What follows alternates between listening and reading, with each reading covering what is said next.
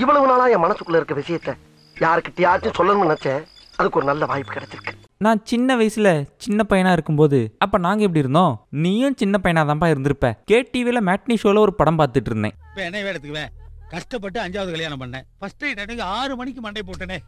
என்னென்ன ஒரு சூழ்நிலை தெரியுமா கிண்டல் பண்றீங்க? படம் சின்ன வயசுல பாக்குறப்ப நல்லா இருந்த மாதிரி இருந்துச்சு. ஏன் சின்ன வயசுல பாக்குறதுக்கு நல்லாவே இருந்துச்சு. திடீர்னு ஒரு 2 நாளைக்கு முன்னாடி அந்த படம் ஞாபகம் வந்துருச்சு. படத்தோட கதை மட்டும் என்னன்னு தெரியுது, படத்தில் நடிச்சது யாருன்னு தெரியல, படத்தோட பேர் என்னன்னு தெரியல. போய் இந்த படத்தோட கதையை சொல்லி இந்த படத்தோட பேர் என்னன்னு கேட்டா இப்படி ஒரு படத்தை நான் பார்த்ததே இல்லைங்கிறாங்க எல்லாரும். இப்படி ஒரு படத்தை நான் பார்த்தனானே டவுட் வர மாதிரி பண்ணிட்டாங்க எல்லாரும். சரி நம்ம சப்ஸ்கிரைபர் கிட்டே கேட்டுருவோன்னு இந்த கம்யூனிட்டி போஸ்ட்டை போட்டதுக்கு அப்புறம் மார்க் மாரிஸ்னு ஒருத்தர் இதை பத்தி சொன்னாரு. இந்த படத்தோட பேரை சொன்னாரு. சரி படத்தோட பேர் தெரிஞ்சிருச்சு விட்டுறலாம் அப்படின்னு தான் நினைச்சேன். நிறைய பேர் கமெண்ட்ஸ்ல நான் இப்படி ஒரு படத்தை பார்த்ததே இல்லைங்கிறாங்க. ஓ அப்ப இப்படி ஒரு படம் நீங்க பார்த்ததே இல்லையா, சரி இந்த படத்தை பார்த்துட்டு போங்க அப்படின்னு இந்த வீடியோ தூக்கிட்டு வந்துட்டேன். அப்படியா, வாங்க வாங்க வாங்க வாங்க.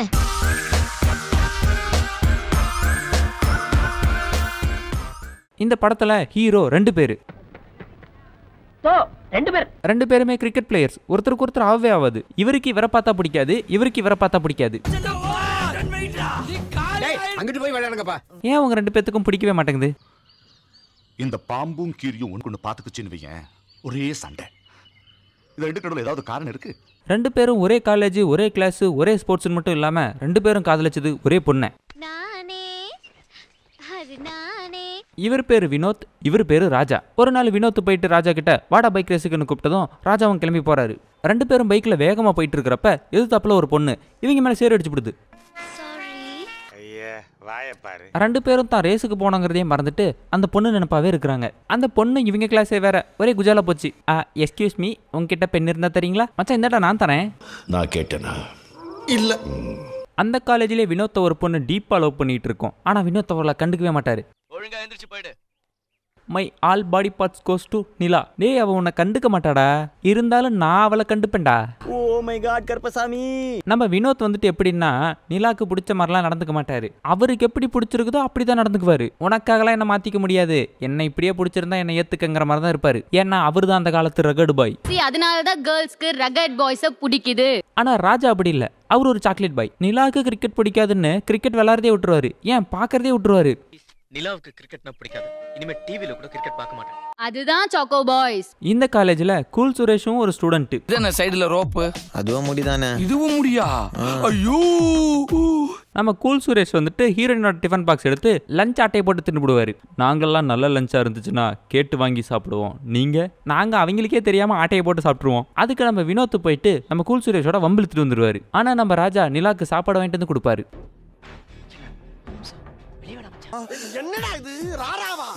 வினோத் அந்தாண்ட போன கேப்ல கூல் சுரேஷ் அவரோட சிம்ம ஆட்டையை போட்டுறாரு. ஆட்டையை போட்ட இவரு ஹீரோயினுக்கு வினோத் நம்பர்ல இருந்து தப்பா மெசேஜ் அனுப்புறாரு.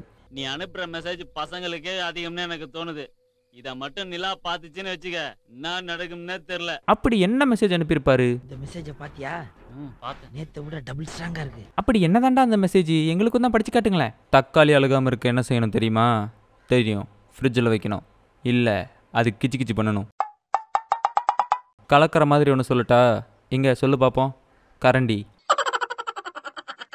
எஸ்எம்எஸ்ல ஏதாவது ஒரு ஃபார்வர்ட் மெசேஜ் ஞாபகம் இருந்துச்சுன்னா கீழே கமெண்ட்ஸில் போட்டு போங்க, பார்த்து சிரிப்போம். டேய் வினோத், நீ ரொம்ப கெட்டவன்டா, எனக்கு கிசுன்னு கிசுலாம் அனுப்பிட்டு இருக்க. I don't like you man. அதெல்லாம் நான் அனுப்பல, என் சிம் 2 நாளைக்கு முன்னாடி தொலைஞ்சு போச்சு. கொஞ்சம் வெயிட் பண்ணு, என் பழைய சிம்முக்கு நான் கால் பண்ணுறேன். யாருடா இவன் ஃபோனை பாக்கெட்டில் வச்சுட்டு பாடி ஃபுல்லாக சர்ச் பண்ணிட்டு இருக்கான்? நம்ம ஹீரோ காலேஜுக்குள்ளேயே கூல் சுரேஷை புரட்டி எடுக்கிறாரு. வினோத் அவனையும் போட்டு இந்த அடிக்கிற வினோத் விடு, ஏன்னா நான் ரகர்டு பாய். ஸ்டூடெண்ட்ஸ், நம்ம காலேஜில் ஐவி கூட்டிகிட்டு போகிறோம். எந்த ஊருக்கு கூட்டிகிட்டு போகலாம்? எங்க கிட்டலாம் அப்படி வந்து யாருமே கேட்டதே இல்லையப்பா. இந்த ஊருக்கு தாண்டா போகிறோம், வந்தா வாங்கடா, வரலனா போங்கடா, நாய்ங்களான்னு தானே சொல்லி கூட்டிகிட்டு போயிருக்காங்க. நம்ம வினோத் ஊட்டின்னு சொல்ல, நம்ம ராஜா கொடைக்கானல்னு சொல்ல, கொடைக்கானல் கன்ஃபார்ம் ஆக, டேய் ஊட்டிக்கு என்னடா குறைச்சால், போங்கடா நான் வரல. நீ வராமல் இருக்கிறது தாண்டா எனக்கு வசதி. கொடைக்கானல் போயிட்டு ராஜாவும் நிலாவும் மட்டும் நைட் டைமில் ஒரு வாக்க போட்டு போகிறாங்க. எங்கள் காலேஜ் எல்லாம் பசங்களுக்கு தனி பஸ், பொண்ணுங்களுக்கு தனி பஸ்ஸுன்னு தான்ப்பா கூட்டிகிட்டே போவாங்க. இங்கே என்னடான்னா நைட்டில் வாக்கிங் போகிறதுக்கெல்லாம் அலோவ் பண்ணுறாங்க. டே ஸ்டாஃப்ஸ் எங்கடா இருக்கீங்க? நம்ம வினோத் ஹீரோயினுக்காக அழகா படம் வரைஞ்சி ப்ரப்போஸ் பண்ணலான்னு ஆசைப்படுறாரு. அந்த சமயம் பார்த்து மழை வேற வந்துடுது. ஐயோ என்னாச்சு அப்படின்னு ஓடி போய் பார்த்தா நம்ம ராஜா கொடை பிடிச்சு நின்றுட்டு இருக்காரு பெயிண்டிங்க்கு. ஐயோ வினோத் சூப்பரா வரைஞ்சிருக்க, ராஜா எவ்வளவு கஷ்டப்பட்டு கொடை பிடிச்சு காப்பாத்திருக்கான் பாத்தி அந்த பெயிண்டிங்க. அடிச்சண்டால சிரிக்கி கஷ்டப்பட்டு கண்ணு முழிச்சு வரைஞ்சு வச்சது நானு, இவன் ஏதோ கொடையை கொண்டு வந்து நின்னுகிட்டா கிரெடிட்ஸ் பூரா அவனுக்கா? ஆமாண்டா நான் ராஜாவை தான்டா லவ் பண்றேன், நீ என்ன பண்ணாலும் உன்னை லவ் பண்ண மாட்டேன் போடா. வானிலா நம்ம டூயட் ஆட போவோம், அவன் தனியா சோக பாட்டு காடுவான். அந்த டூயட் முடிஞ்ச உடனே இவங்க ஜாலியா லவ் பண்ணி காலேஜுக்குள்ள சுத்திட்டு இருக்காங்க. வினோத் நல்லா ஃபுல்லா குடிச்சிட்டு வந்து வன்மத்தை கக்கிட்டு போயிடுறான். என்ன கக்கா கக்கிருப்பா கக்கிரு ரொம்ப நல்லது. கக்கறனா கக்கிரணும். எதடா கக்க சொல்ற? கக்குடா. என்னதுடா? கக்கு சொல்ற கக்குடா சொல்ற. கக்கியாச்சா? என்ன வன்மம்?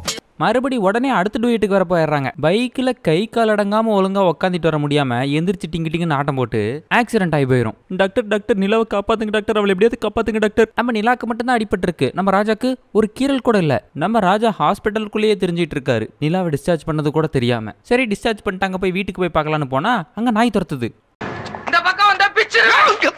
நம்ம ராஜாவும் போயிட்டு நிலா கிட்ட பேசுறதுக்கு பயங்கரமா ட்ரை பண்ணுவாரு, கெஞ்சுவாரு, கதறுவாரு. ஆனா நம்ம நிலா செட்டையே பண்ணிக்க மாட்டாங்க. அப்புறம் வந்து நம்ம வினோத், ஏன் செத்த நினைச்சு இவ்வளவு ஃபீல் பண்ணிட்டு இருக்கிற, நீ ஏன் கூட சேர்ந்துடலாம்ல அப்படின்னு சொல்லுவாரு. என்னது நான் செத்து போயிட்டேனா? அப்படின்னு நான் செத்து போயிட்டேனா? உயிரோட வரமாட்டேனா நானு?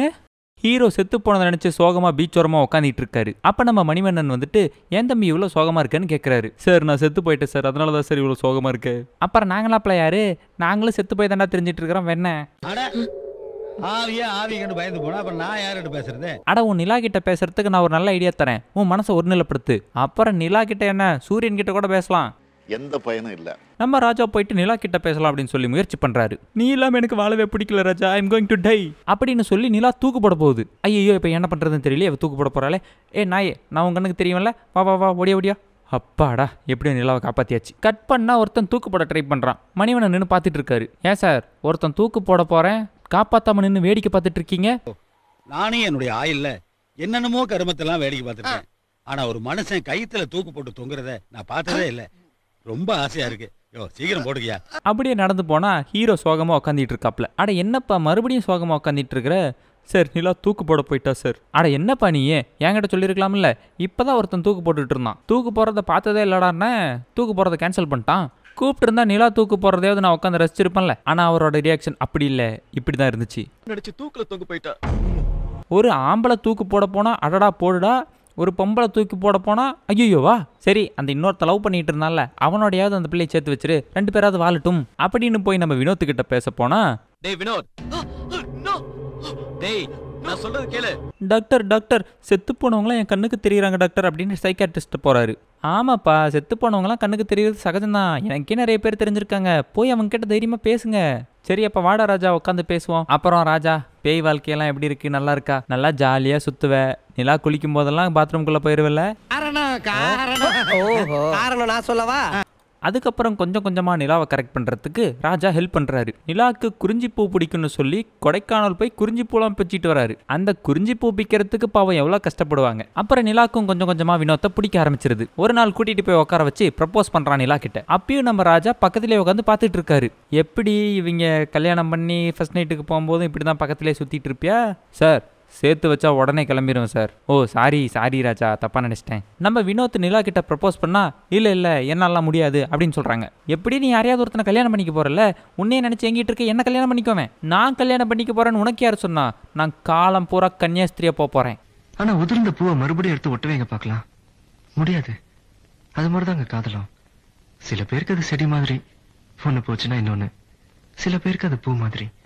அதுக்கப்புறம் நம்ம வினோத் பொறுக்க முடியாம, நான்லாம் வேணான்டாமா சொன்னேன், இந்த பையன் ராஜா தான் கேட்க மாட்டேன்னா, நீ எதா இருந்தாலும் வந்துட்ட பேசிக்க. அப்புறம் ராஜாக்கும் நிலாக்கும் வாக்குவாதம் நடந்துட்டு இருக்குது.